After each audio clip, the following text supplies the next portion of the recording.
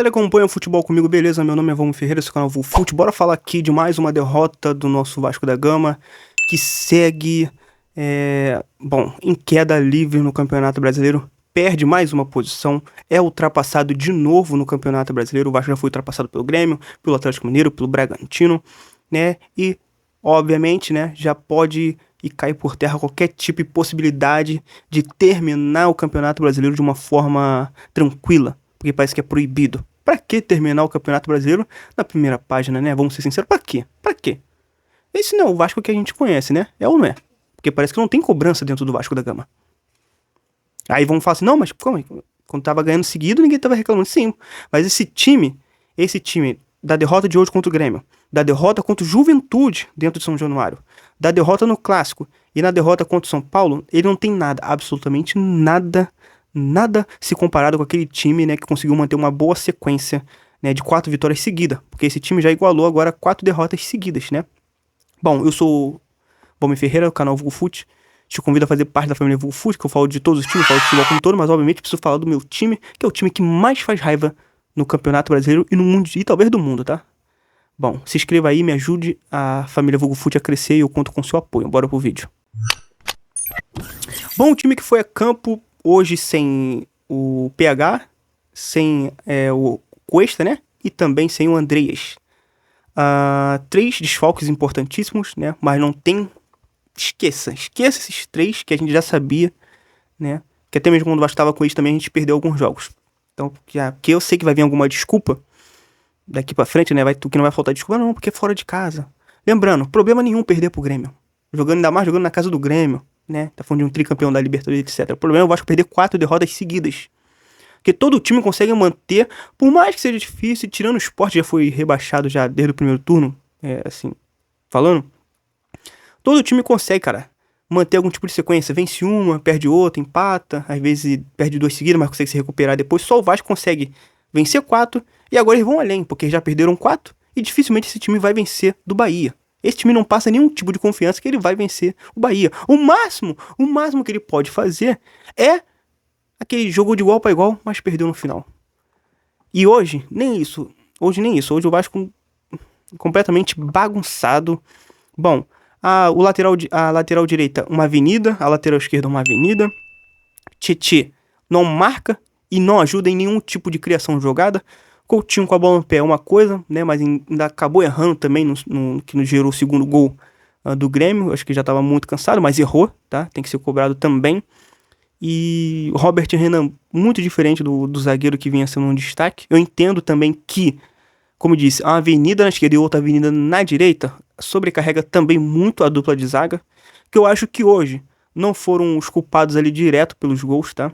E eu não tô querendo colocar a derrota na culpa de algum jogador específico, mas a gente sabe que é tudo, né, é tudo um coletivo como um todo. O principal culpado é o Diniz, mas a gente também já tá na hora de cobrar os jogadores, porque o Diniz, né, porque a gente como torcedor, a gente já fica naquela. Até onde a gente vai agora?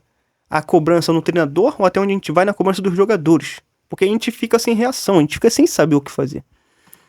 Porque eu acho que nesses momentos tinha que aparecer agora a figura presidente. Ou alguém que esteja ligado ao presidente para poder ir lá e cobrar. Não agora, porque, né, vai ser mais um jogo fora de casa e provavelmente vai ser mais uma derrota.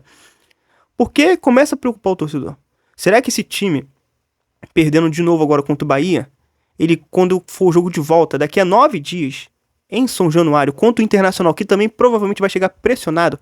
Internacional que joga amanhã, e se o Internacional perder vai ficar desesperado, mas se o Internacional vencer, né, ele já dá uma aliviada, mas o Ceará vencendo o Inter, o Ceará passa o próprio Vasco na tabela. Esse time vai ter cabeça psicológica para poder vencer o Inter dentro de São Januário, voltando pro Rio de Janeiro depois de 2 derrotas seguidas fora de casa e chegando à sua 5ª derrota seguida. Esse time vai ter culhão para quando o São Januário começar a vaiar eles, né? Que a gente sabe como é que funciona. Se chegar ali no primeiro tempo e não sair nenhum golzinho, ainda estiver jogando mal como vem jogando, vai ter vaia. Esses jogadores vão ter esse culhão? Eu não vejo esse culhão nesses jogadores, me desculpa, eu não vejo. Eu acho que o Vasco tem muitos jogadores ali que alguns podem continuar para a próxima temporada, mas outros ali não tem mais o que tirar, gente. Não tem mais o que tirar. Tem jogadores ali que não tem mais o que fazer. O Vasco não tem que ficar nessa de, vou recuperar tal jogador, gratidão. Não. O Vasco é um time de futebol. O Vasco, o que manda o cargo-chefe do Vasco da Gama é um time de futebol. Essa questão de gratidão, meu irmão, esquece isso, isso é futebol. Ainda mais o Vasco que tá tentando se recuperar, se reerguer, pra voltar a caminhar ali os caminhos das glórias, né? Que tá difícil. Porque parece que o Vasco abraça todo mundo, mas ninguém abraça o Vasco a não ser sua torcida. Parece que nem por nós, né?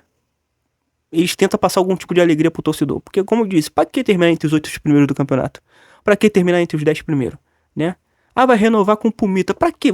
Por quê e pra que e o porquê vai renovar com o Pumita? O que o Pumita fez? O que justifica a renovação de contrato do Pumita? Fala pra mim. Pumita ganhou o quê? Pumita fez o quê? Ah, porque às vezes ele apoia bem ofensivamente, mas defensivamente é um desastre? Se for assim, vai na Série B. Deve ter algum lateral direito na Série B que às vezes sobe bem, mas não defende tão bem assim. Na base deve ter algum jogador assim também. É por causa disso que vai renovar com ele?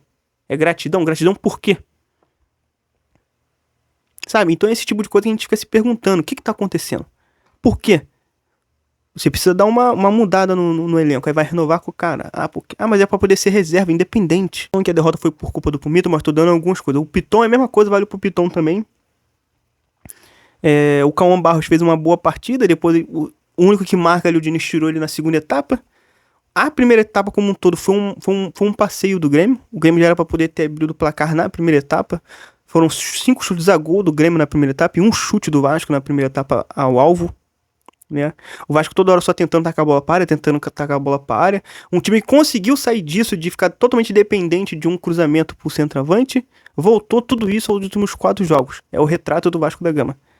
Aí você tem o Ryan, que foi um dos poucos ali que tentou alguma coisa de diferente, mas o Diniz cisma em ficar mudando ele de posição. Cisma com o Verratti, que o Verratti não consegue dominar uma bola, o Verratti não consegue segurar uma bola, o Verratti não consegue fazer um pivô, não consegue fazer uma parede. É jogar com um a menos, me desculpa. E aqui eu falo que é difícil cuidar o Verratti, porque não falta entrega, não falta disposição, não falta força de vontade do Verratti. Nada disso. O Verratti ele marca, tem vezes até que ele tava quase como um volante determinado tempo ali da primeira etapa.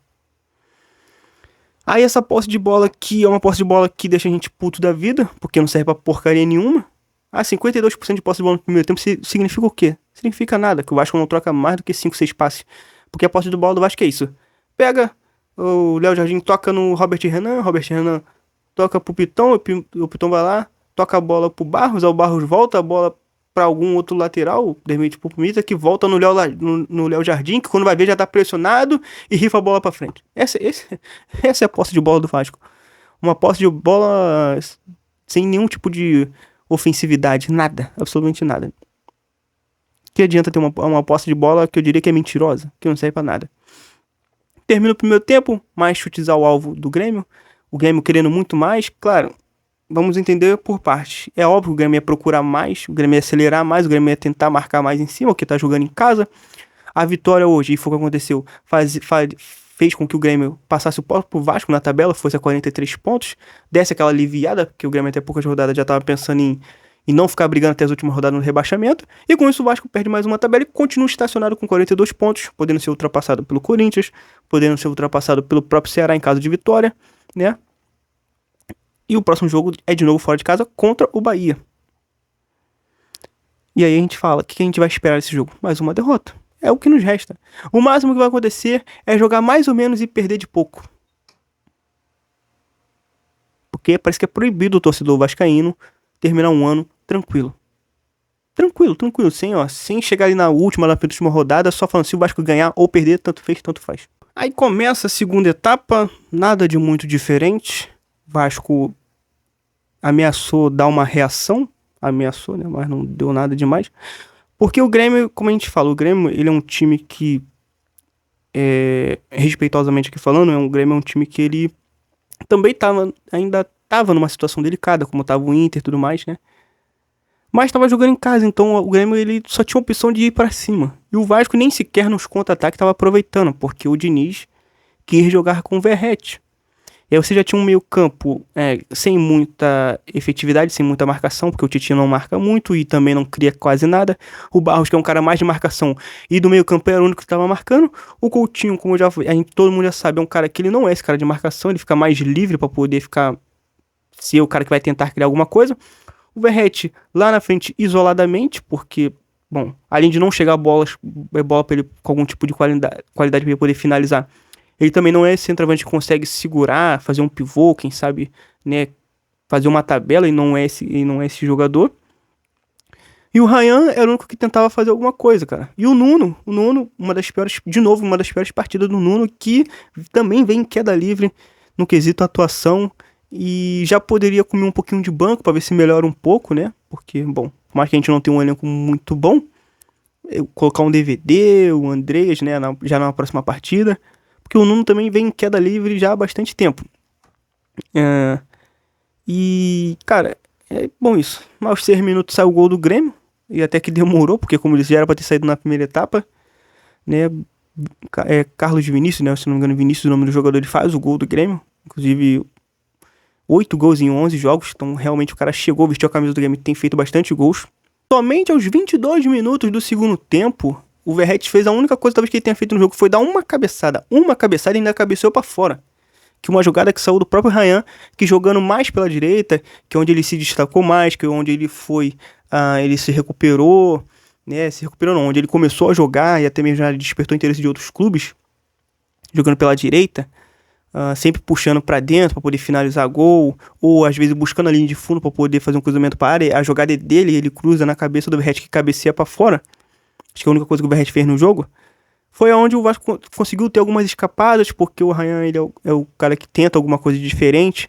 Depois ele ainda deu um chute ainda, né, do meio da rua, citou um belo chute, mas o Volpe fez uma boa defesa.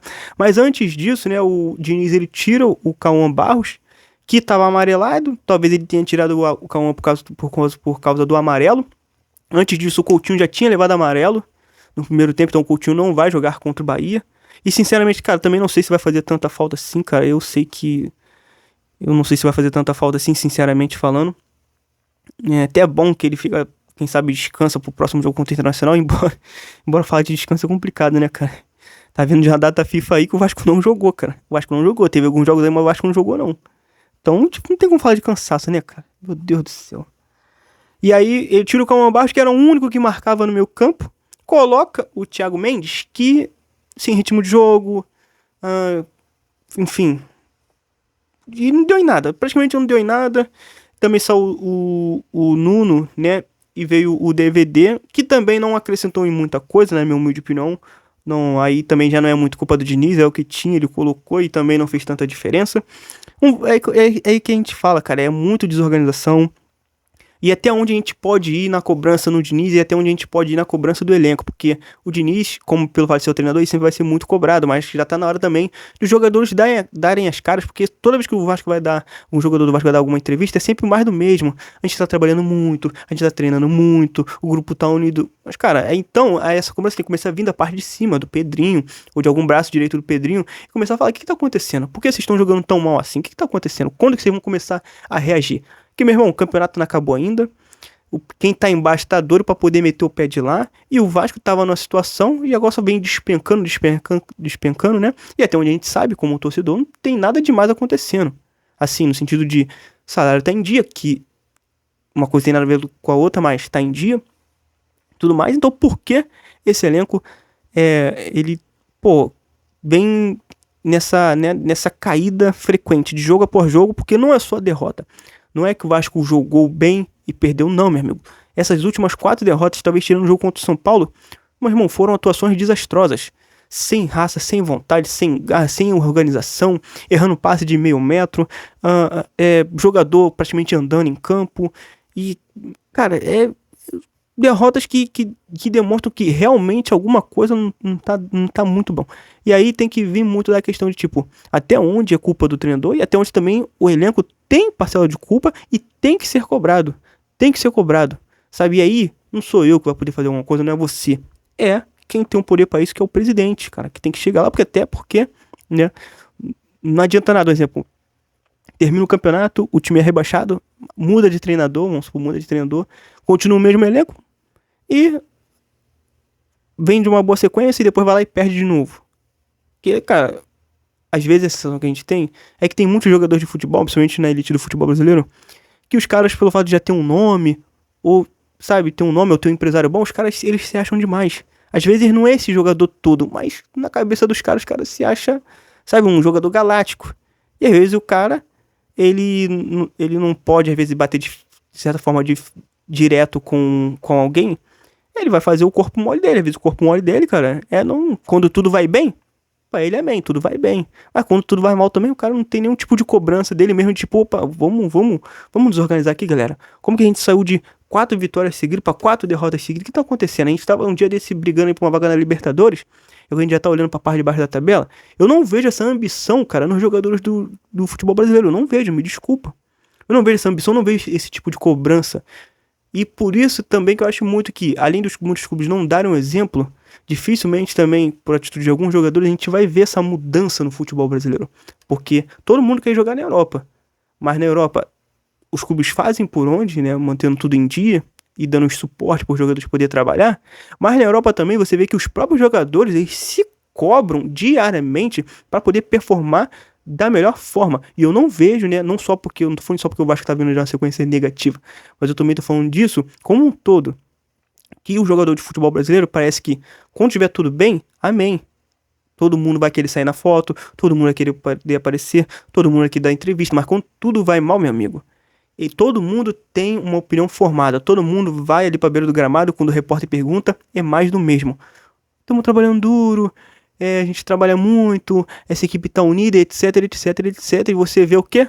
Uma completa bagunça dentro de campo, então nem tudo passa só pelas mãos do treinador, na minha humilde opinião. Aos 29 sai, os 29 não, né? Aos 29 o Ryan finaliza do meio da rua, para boa defesa do Volpe. E aos 34 sai o Verratti, entra o GB, já não tinha muito mais o que ser feito. E aos 39 ali para poder fechar, né? Amuso, né? O nome do jogador belga, fez o segundo gol, fechando ali a vitória do Grêmio. A jogada começa com o Coutinho perdendo a bola no meio campo. E aí, né, contra-ataque do Grêmio, gol 2-0, o Grêmio merecidamente vence. E, bom, se caso ali o Vasco se tivesse achado uma bola bandida ou algo do tipo ali, esse jogo terminasse 1-1, acho que o torcedor do Grêmio teria total razão de se sentir derrotado porque o Vasco não fez nada. Porque em determinado momento eu conseguia ali imaginar que pudesse ser esse tipo de jogo, que, cara, o Vasco não tá jogando porcaria nenhuma. Mas se der mole, eu acho que ainda vai conseguir achar um golzinho ali e terminar empatado, o que pra gente seria uma maravilha, vendo a atuação desastrosa que o time fez, vendo a sequência horrível que o Vasco vinha de 3 derrotas seguidas, agora foi pra sua quarta, e que o Grêmio tava jogando em casa e dominou durante os 90 minutos. Mas aí depois vem aquele choque de realidade de novo, né? O Grêmio faz o seu segundo gol e fecha ali o caixão, Grêmio 2, Vasco 0, e merecidamente o Grêmio vence o Vasco, e o Vasco vai para sua quarta derrota seguida. Tudo indica que vai para sua quinta derrota seguida, depois de vir de uma boa sequência, e já se encontra ali na 12ª colocação, né? 12º, se eu não me engano, né? Com 42 pontos, e ainda pode ser ultrapassado, porque tem mais jogos amanhã. E esse é o Vasco da Gama, que não faz com que o seu torcedor tenha, né, como terminar um campeonato brasileiro com uma forma digna, né? Digna. Diga-se passagem. Agora vamos esperar o que vai acontecer, o que vão falar, né? Essa hora já deve ter tido a coletiva, enfim.